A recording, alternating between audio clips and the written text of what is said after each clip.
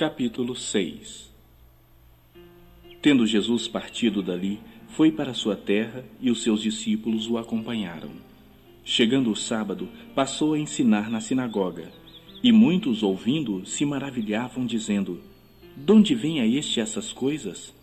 Que sabedoria é esta que lhe foi dada? E como se fazem tais maravilhas por suas mãos? Não é este o carpinteiro, filho de Maria, irmão de Tiago, José, Judas e Simão? E não vivem aqui entre nós as suas irmãs?" E se escandalizavam-se nele. Jesus, porém, lhes disse: "Não há profeta sem honra, senão na sua terra, entre os seus parentes e na sua casa." Não pôde fazer ali nenhum milagre, senão curar uns poucos enfermos, impondo-lhes as mãos. Admirou-se da incredulidade deles. Contudo, percorria as aldeias circunvizinhas a ensinar. Chamou Jesus os 12 e passou a enviá-los de 2 a 2, dando-lhes autoridade sobre os espíritos imundos. Ordenou-lhes que nada levassem para o caminho, exceto um bordão, nem pão, nem alforge, nem dinheiro, que fossem calçados de sandálias e não usassem 2 túnicas. E recomendou-lhes: "Quando entrardes nalguma casa, permanecei aí até vos retirardes do lugar. Se em algum lugar não vos receberem nem vos ouvirem, ao sairdes dali, sacudi o pó dos pés em testemunho contra eles."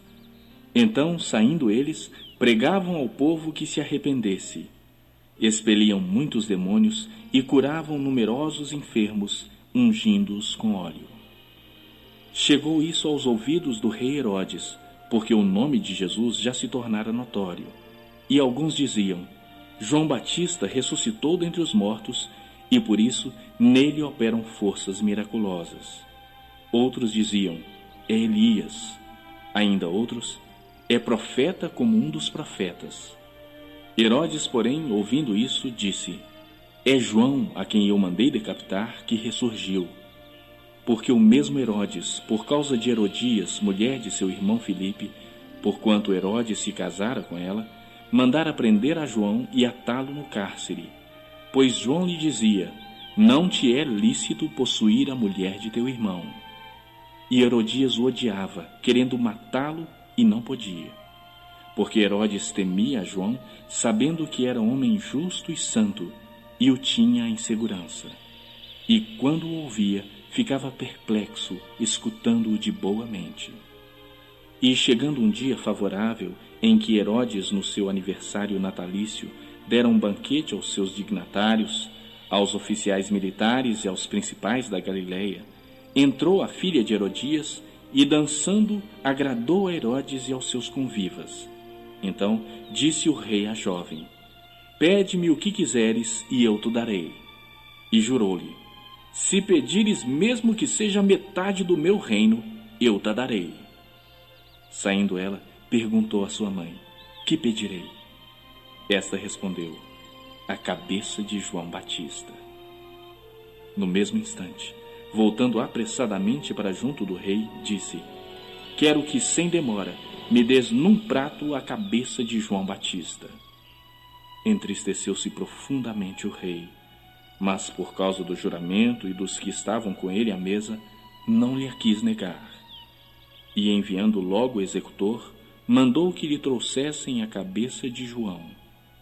Ele foi e o decapitou no cárcere, e trazendo a cabeça num prato, a entregou à jovem, e esta por sua vez à sua mãe.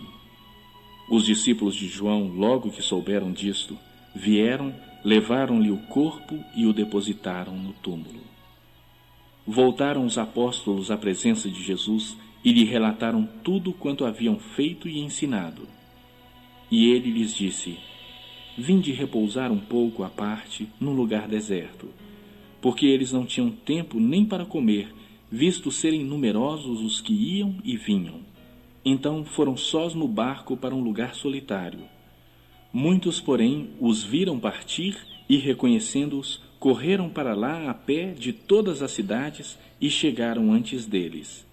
Ao desembarcar, viu Jesus uma grande multidão e compadeceu-se deles, porque eram como ovelhas que não têm pastor. e passou a ensinar-lhes muitas coisas.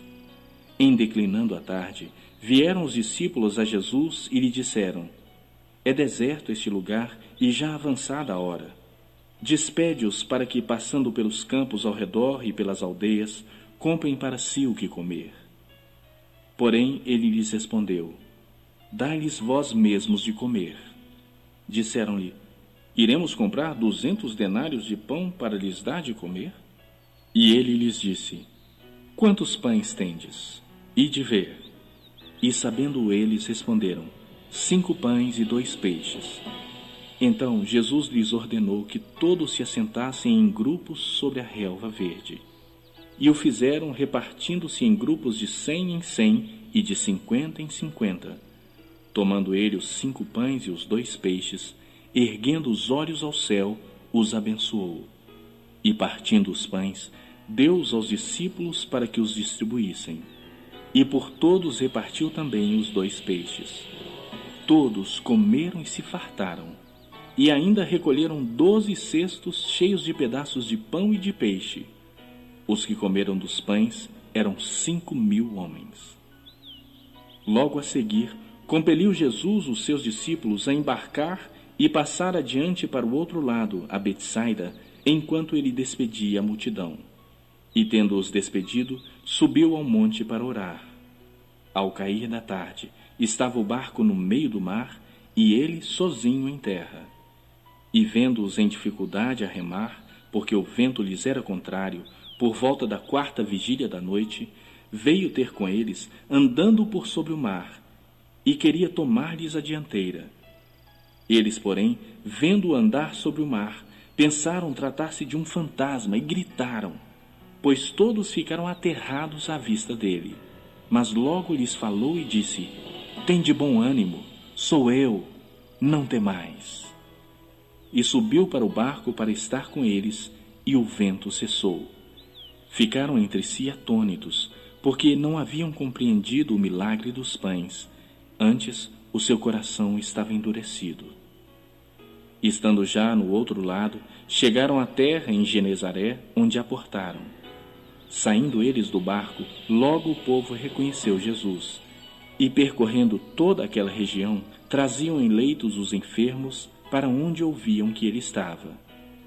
Onde quer que ele entrasse nas aldeias, cidades ou campos, punham os enfermos nas praças, rogando-lhe que os deixasse tocar ao menos na orla da sua veste, e quantos a tocavam, saíam curados.